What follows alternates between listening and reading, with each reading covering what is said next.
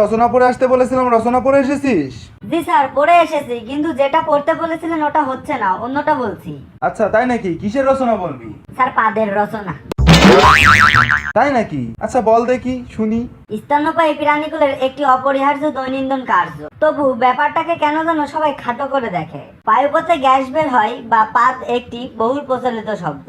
পৃথিবীতে এমন কোনো মানুষ নেই যিনি বায়ু নিঃসরণ করেননি। ছোট বড়, ধনী গরিব, সাধারণ মানুষ, সেলিব্রিটি সবাই এই কাজটি নিখুঁত ভাবে করে থাকেন। পাদ মেরে অনেকে আবার গিনেস বুকে নামও লিখিয়েছেন স্যার, বিশেষজ্ঞদের মতে পাদ সংকুচিত গুহ্যদ্বার, শীত সম্প্রসারিত হইয়া কখনো সশব্দে কখনো নিঃশব্দে নির্গত হইয়া মানবকুলের নাসিকা কুঞ্চিত করতে বাধ্য করে, তাহাকেই পাদ বলে। আর সহজ ভাষায় বলতে গেলে পাকস্থলীতে লুকিয়ে থাকা দুষ্টু বায়ু যে বিশেষ প্রক্রিয়ায় বায়ুপাত হতে নির্গত হয়, তাহাকেই পাদ বলে। পাদ হচ্ছে মানব জাতির জন্য অতীব জরুরি একটি পন্থা। আবার বৈজ্ঞানিক পরিভাষায় পাদ পরিপাকতন্ত্রের নানা রকম ভেলকিবাজ আমাদের পেটের অভ্যন্তরে যে মিথেন গ্যাস প্রস্তুত হয়, বৈজ্ঞানিক পরিভাষায় তাহাকেই পাদ বলে। আচ্ছা বল্টু, পাদ কত প্রকার? স্যার, পাদ বিভিন্ন প্রকার, তাহা নিয়ে আমরা আলোচনা করব এখন। ফুসপাদ, অপর নাম জেন্টেলসম্যান পাদ। যে পাদ অনেকক্ষণ চেপে রেখে ধরে রাখতে না পেরে বের হয়ে যায় এবং খুব গন্ধ হয়, তাহাকেই ফুসপাদ বলে। এবার ধূমপাদ, এটা মূলত যারা পাদ নিয়ে লজ্জিত নন তারা দিয়ে থাকেন। পেটে গ্যাস অনুভূত হওয়া মাত্র সেটা সশব্দে ছেড়ে দেন। গাজন হয় না বলে এতে সাধারণত গন্ধ হয় না। স্যার, এবার কুইয়াপাদ, এটার অপর নাম চূড়াপাদ। এটা লম্বা সময় ধরে পায়খানা আটকে রাখার পরের পাদ। হিরোশিমার বোমার চাইতেও ভয়ঙ্করী পাদ এটা। মানুষের ভিড়ে এটা দিয়ে ধরা খেলে খুনের মামলায় আসামি হয়ে যাওয়ার সম্ভাবনা থাকে। স্যার, এবার চুকাপাদ, এর অপর নাম টকপাদ। এটা সরালে সাধারণত মানুষের গন্ধের সাথে জিহ্বার ডগায় ঈষৎ টক অনুভব করে। এটাকে আবার কুইয়াপাদের আব্বা বলাও চলে। এবার স্যার কষাপাদ, পায়খানা কষা হলে এই পাদ হয়। পায়খানার মতোই কষ্টকর এই পাদ। এটা দিতে গেলে গৃহদ্বার ছিঁড়ে যাওয়ার সম্ভাবনা দেখা যায়। প্রচুর গন্ধ হয়, তবে জলীয় উপাদান কম থাকায় গন্ধ বেশিক্ষণ থাকে না। বাদাম বা ডিম পাদ, বাদাম বা সিদ্ধ ডিমের কুসুম খেলে এই পাদ হয়। এর গন্ধ সাধারণত বাদাম, ডিম, বিট লবণের গন্ধের মতো হয়ে থাকে। আলাদা করা প্রায় অসম্ভব, অনেকক্ষণ গন্ধ থাকে। বাসবার এলে মানুষের পেটে গ্যাস হলে অনেকে বুদ্ধি করে এসব খায়, খেয়ে নিজের পাদের গন্ধ ঢাকার চেষ্টা করে। স্যার, ঝোল পাদ, ডায়রিয়ার সময় এই পাদ হয়।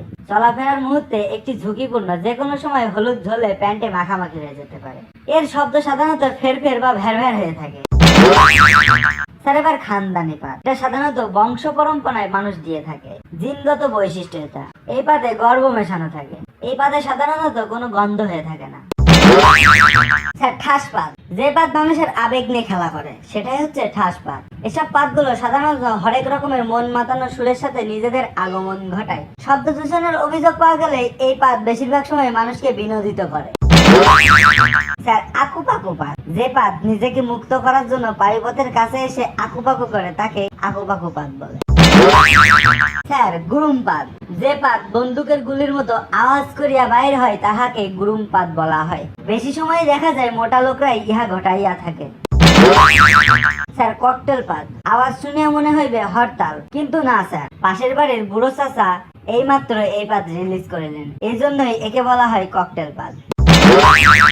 বাঁশুরিয়া পাদ, মূলা খাওয়ার পর ইহা আরাম করিবার সময় বাঁশির সুর লইয়া নির্গত হইয়া থাকে। কেউ কেউ ইহাকে রাগ পাদেন্দ্র বলিয়া ভুল করে।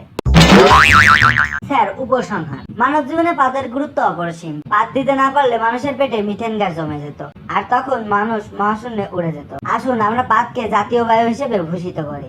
আমাদের সব খারাপ স্মৃতিগুলো পাদের সাথে বেরিয়ে যাক। আসুন আমরা সবাই সব ভেদাভেদ ভুলে গিয়ে পাদাপাদি শুরু করি।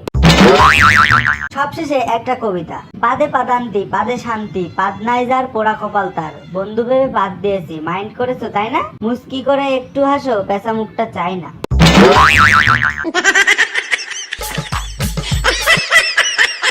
হ্যালো বন্ধুরা, আমাদের ভিডিওটি যদি তোমাদের ভালো লেগে থাকে অবশ্যই লাইক, কমেন্ট এবং শেয়ার করো। আর হ্যাঁ, তোমরা তো জানো আমি বল্টু। আমার নতুন নতুন জোকস ভিডিও পেতে আমাদের চ্যানেলটি সাবস্ক্রাইব করো আর পাশে থাকা বেল আইকনটি চেপে দাও।